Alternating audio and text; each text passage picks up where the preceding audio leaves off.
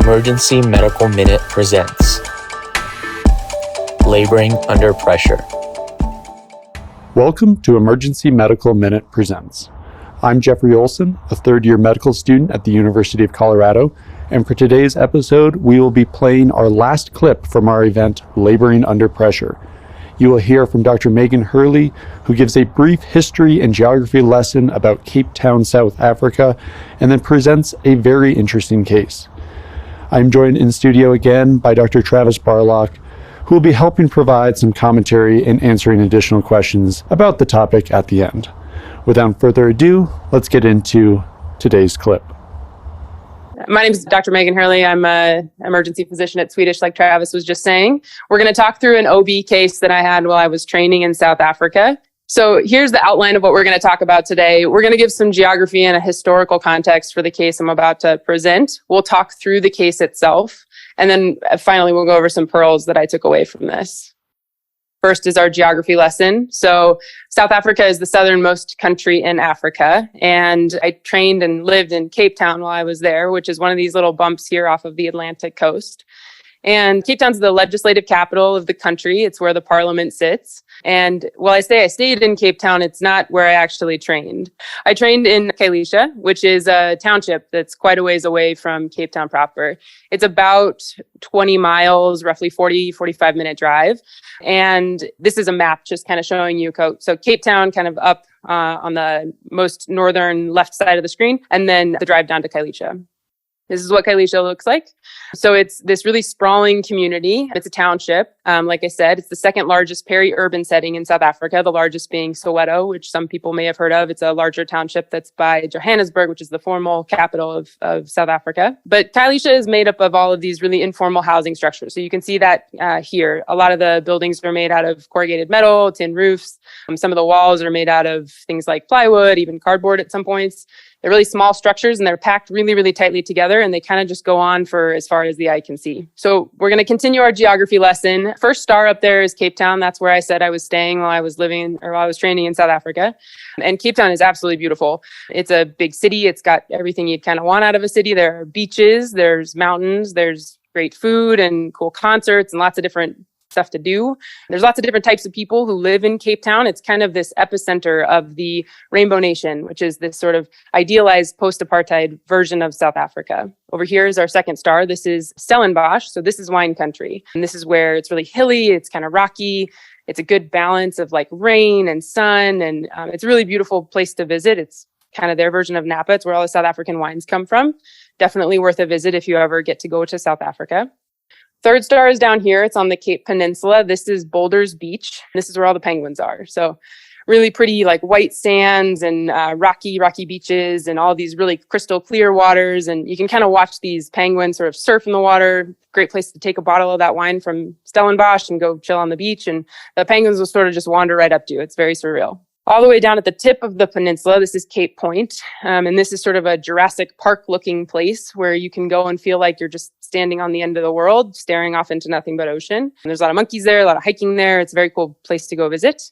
And then over here, this isn't a specific area, kind of more of a region, but Overberg is over here. And it's a part of the Western Cape that's really known for its rolling hills, lots of agriculture, really charming little oceanside towns you can visit as you sort of drive along. So cool place to go for a weekend. What you may notice is that there's a big part in the middle of the screen here that, I haven't said anything about it. And it's that kind of gray part. And so I think a nice way to think about this map is basically anything that's green was thought of as valuable. It was land that was seen as valuable. And so when apartheid started in South Africa, these were all of the areas that were given to the white citizens of South Africa. These are where all the white areas were left. And apartheid was a system of institutionalized racial segregation that happened in South Africa and what is now Namibia from 1948 to the early 1990s. And it really separated people into three main groups of people. There were white people, mostly Dutch and British colonizers that came to South Africa. There were black people who were indigenous to the area, mostly Xhosa and Zulu. And then there were this kind of in-between. And those people got this racial designation of colored. And those people were mostly Cape Malay. These are people who came with the Dutch communities when they moved to South Africa the first time. Mostly Muslim people from Southeast Asia. And they stayed and they blended with a lot of the other communities there. And these people were seen as colored. And when they started making these different locations for living under apartheid, people were really designated specifically based on their color. So you may have a baby who was born who was slightly lighter than their parents, and they were taken from their parents because they didn't fit the definition of Black, and they were moved to colored communities away from the people who birthed them. And this continued for the majority of the 1900s until it ended again in the early 1990s. The townships for all of these places were set up along this highway in sort of this gray area of the map here. This area is really the lowlands of Cape Town. And you get all these nasty winds that come off of the Atlantic Ocean and sort of blow across to the Cape of Good Hope. So this area gets really a lot of like high wind volumes that are funneled through it. You get high winds and hot summers. You get a lot of rain during the winter. And because these are the lowlands, you're not only dealing with the rain that comes to that area, but you're also dealing with a lot of the runoff from the other areas in South Africa. You get a lot of mudslides. There's not a lot of agriculture that really holds the soil in place. And so these areas have become, or have for a long time been thought of as pretty uninhabitable. And so these are the areas that got moved to under apartheid. It's been 40 years that Khayelitsha has been this township. In Xhosa, the language that is native to that part of South Africa, Khayelitsha means our new home. And it was a township that's born out of apartheid in 1983. And it was built specifically to relocate the area's Black residents. There's a variety of living accommodations, but a lot of them are these informal housing structures like we talked about. And then over the last 40 years that this township has been in place, people have had families, people have, communities have grown. This has turned into a vibrant community. And that community holds a lot of different realities at once. On the one hand, there are schools and there are playgrounds and there are restaurants and there are Airbnbs and there are coffee shops. And on the other hand, there are also a lot of people living in really tight quarters and living below the poverty level. And so that leads to a lot of dangerous living conditions. One of the things that's really common in the townships, there are these big streetlights that basically light the area kind of like a football stadium. And that's how a lot of people get their electricity. And so wires have been connected from that come down to all of these little housing structures. And as you can imagine, it's not the safest wiring. And so there's a lot of electrical fires. There is no way to get propane into these areas. So you have these little gas stoves that people are cooking all of their meals on. There's a lot of cooking fires.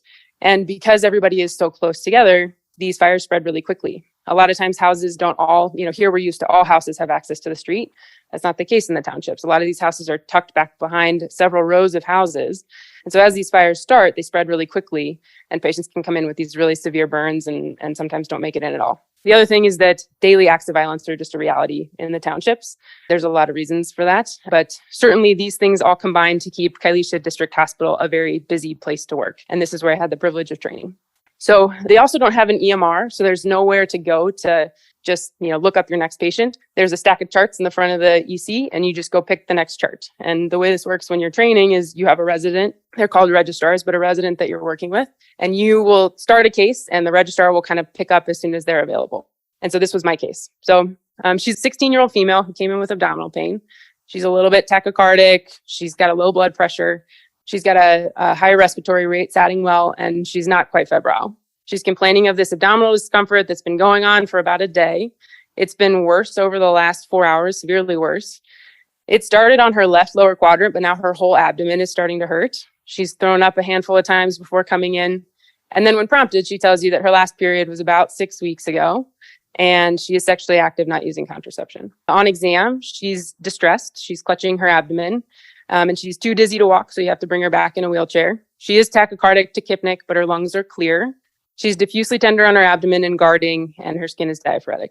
We do have a small point-of-care lab machine that's in the emergency department there. So you get a couple labs back. The main lab is in a different part of the hospital. And so a lot of the labs would just be running. You won't have those back immediately, but you get some basic labs back. And basically what you can see from this, she's got a low bicarb. She does have an anion gap. She's got a bumped creatinine, and she's got a low hemoglobin. She's not able to pee for you. And so you're really wanting to know if this patient is pregnant. And so thankfully, the resident is really involved in the case by this point and knows this neat trick that you can take a drawn blood and use it on a point of care pregnancy test. So a couple drops on that, wait for 5 minutes, and it comes back positive. So the patient's confirmed pregnant. There is no CT scanner in the hospital at Khayelitsha.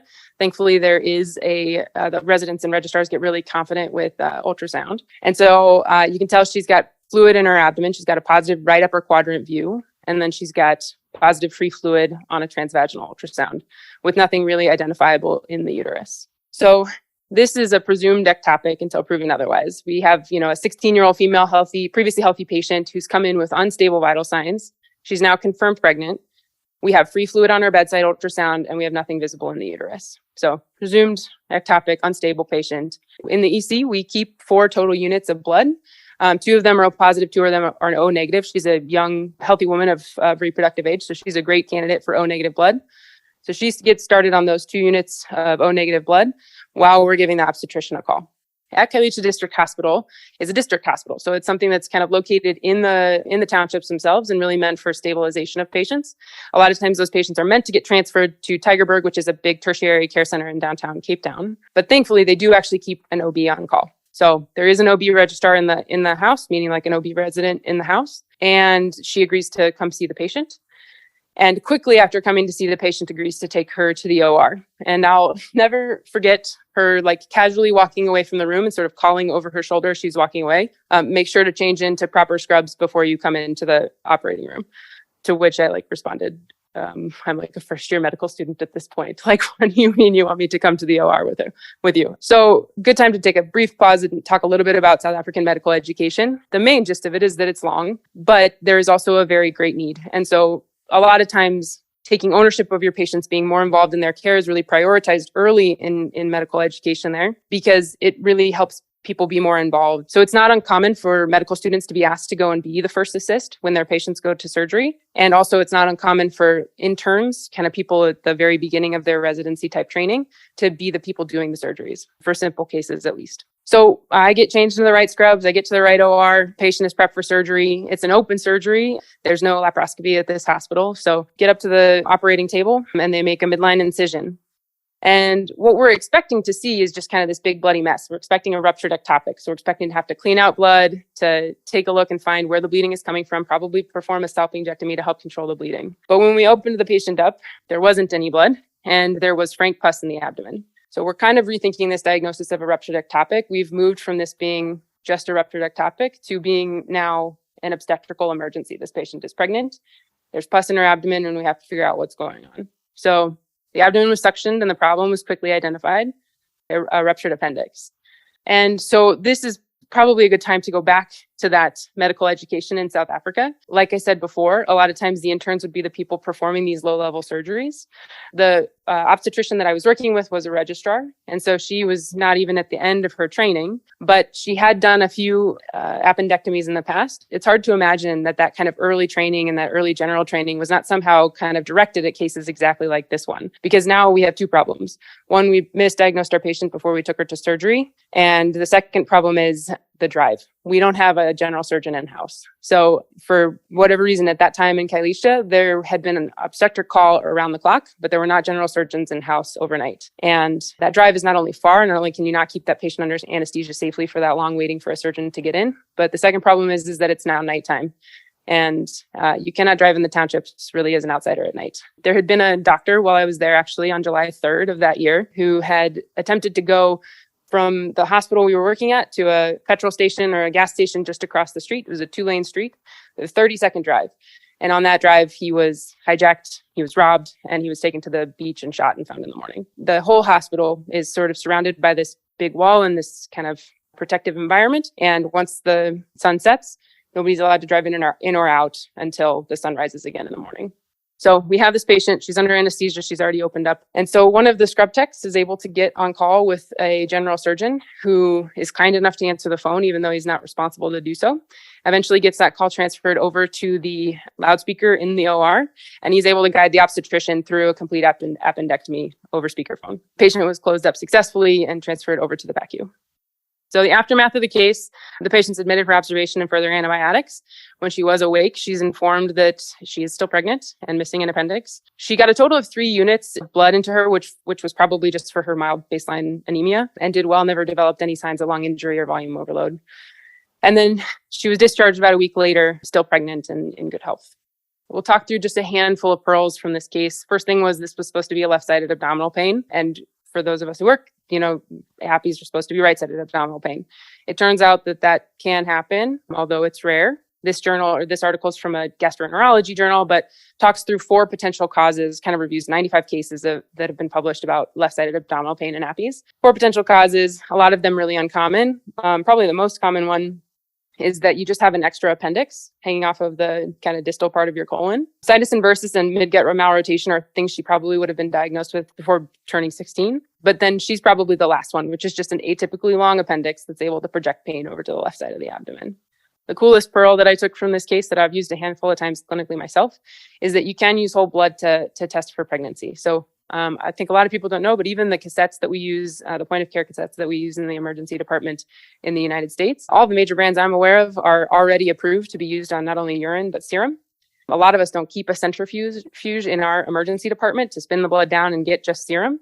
So in 2012, this study came out of Maimonides in Brooklyn and showed a good sensitivity and specificity using whole blood and testing them on the same cartridges. It's been validated a couple of times since then. One caveat, they do use a draw. They're not using capillary blood. And so now these lab companies have all come up with these tests that you can use on capillary blood so that they can charge more money for them, probably. But if you're going to do this in the emergency department, make sure you're using a couple of drops of blood. Make sure it's from a lab draw.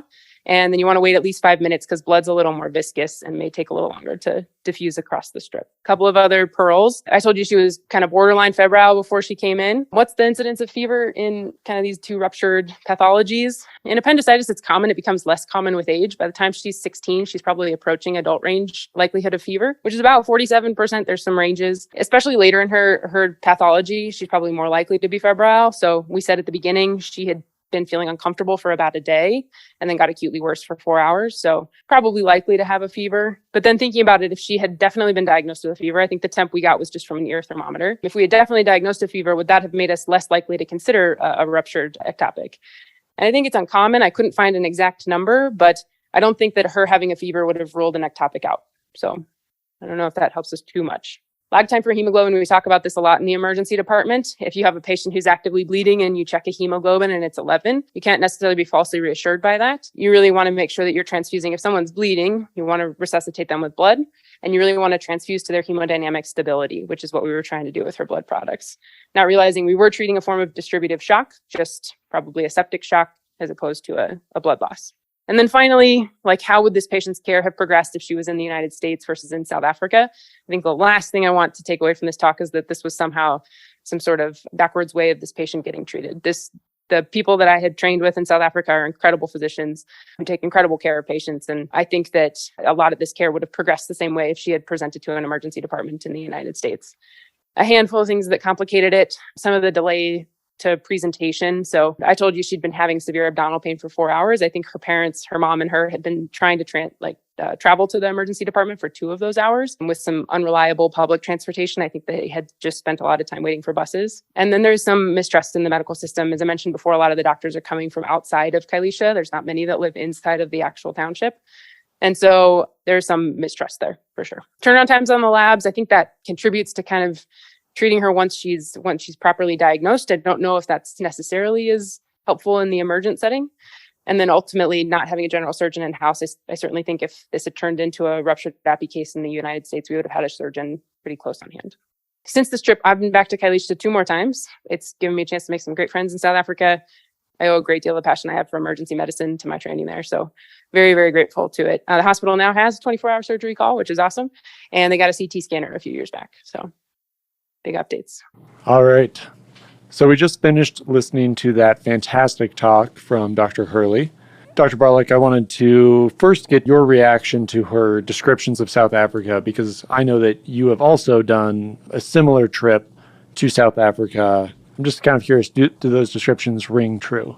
Oh, yeah. No, I mean, that was one, just an absolutely fantastic presentation. I remember being there for it, and just it's like palpable how gripping the story is.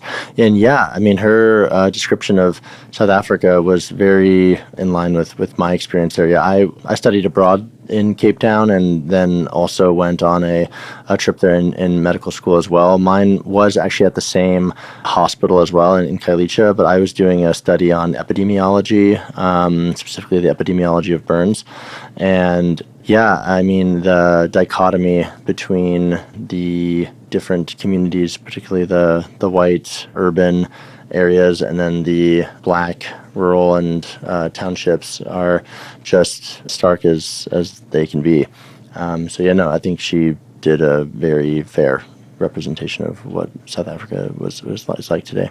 Nice. And if you don't mind, if I could ask you a little bit about your research. You mentioned you were studying burns Are there any kind of takeaways, kind of important points from that you feel like would be worthwhile sharing here? Yeah, sure. I mean, the just really brief rundown of what I was studying out there was, just to give an accurate description of what's going on with respect to burns, specifically in that Khayelitsha Township. And what I gathered was that the bulk of burns are actually happening to children, and it's actually most commonly due to hot water burns than anything else. Usually like the stories like the kid who pulls on the kettle and spills on themselves, but I also did see a decent amount of cases of shack fires, which is kind of what Dr. Hurley was alluding to just very briefly in the beginning about the electrical system there and those things. Yeah. All right. So now, very broad question here, but I do want to get your take on this. Why should physicians participate in global health? Why should physicians go abroad and volunteer and do trips like what Dr. Hurley did as a medical student, what you've done as attending several times? Why should they? Yeah, no, it's a really good question. I was also a part of the global health program at CU. And yeah, I mean, that's honestly part of getting into that and is answering that question of why do you want to do global health and why should we do it? And in my opinion, it's just that doing global health is something that really grounds us more to the kind of core principles of medicine. It's really helping another in a time of suffering and vulnerability. And additionally, it really helps, I think, give us all some perspective. No one really picks their parents or where they are born or when they're born. And, it's really just through a chance and of time and good fortune that, we are here today and practicing, medicine in this society, and could have been very, very different. And so having that perspective on what life is like in other parts of the world, I think, is immensely valuable to any person. And then just as a human being, I think that everyone has the responsibility to give back in some way. And, as a doctor, I really think that participating in global health is a just really great and fulfilling way to do that. And I mean, and even just from this lecture alone, you can see how it not only is helpful to that community, but also you take something back that yourself. I mean, I guarantee you that experience, like she even mentioned, was formative for her, and us here today, just hearing about it, we can already glean some very useful pearls that we can apply to our own patients that we take care of here today. And so it really is something that I think is valuable for many respects. Very well said. All right, now if we could zero in on this case a little bit, I wanted to ask a few emergency medicine related questions for you so we can give a few more pearls to our audience today. One thing that Dr. Hurley brought up was that in the hospital they had both O negative and O positive blood available, but they decided to go with the O negative. Can you enlighten us why that decision was made? Yeah, sure. So the negative and positive part of the blood type is referring to something that's called the rhesus factor, which is basically this protein that's on the red blood cells themselves. And it is important to think about that in a pregnant patient, because if they are an O negative, if they are a rhesus factor negative blood type, whether it's A negative, B negative, or O negative, or technically AB negative, then when exposed to blood that has that protein on it, their own immune system would form antibodies against it, which is relevant because in subsequent pregnancies, if the fetus is of a positive blood type, then since the fetus and mother are sharing blood, those antibodies can cross the placenta and can lead to fetal demise. And so it's very important to not immunize, well, really, I guess the term is alloimmunize that patient against that. So you always want to give a reproductive age woman O negative blood if you can. All right. And so am I to take from that in other patients, older women, male patients, giving them positive blood, even if they have the negative phenotype, is not that risky? Yeah, it's mainly, you can, in male patients and older females, who are not of reproductive age, then we would do the positive blood type because, it's specific to subsequent pregnancy risk. Okay. And then just something I've learned in med school, there is a drug that you can give if we thought this was a ruptured ectopic. Turns out it wasn't. Would this patient be a candidate for RhoGAM? Yeah, if you were concerned, then obviously in this case, the initial presumed diagnosis, which, I still think is fair, right? I mean, the story that they give of free fluid in the abdomen, pregnancy of unknown location, you have to assume it's ectopic pregnancy until proven otherwise. Yeah, it's definitely appropriate to give RhoGAM. There's for sure a risk of fetal blood entering maternal circulation, and then that is definitely a risk for causing alloimmunization, and you could prevent that with RhoGAM. All right, and now I want to throw a wild one at you here. So they believed that she was bleeding into her abdomen. They gave her the blood. It turns out that she wasn't bleeding and that fluid they saw was pus, and that having that extra volume of blood carries some risks with it. Would it be a good idea to phlebotomize her and remove the extra blood that she didn't actually need?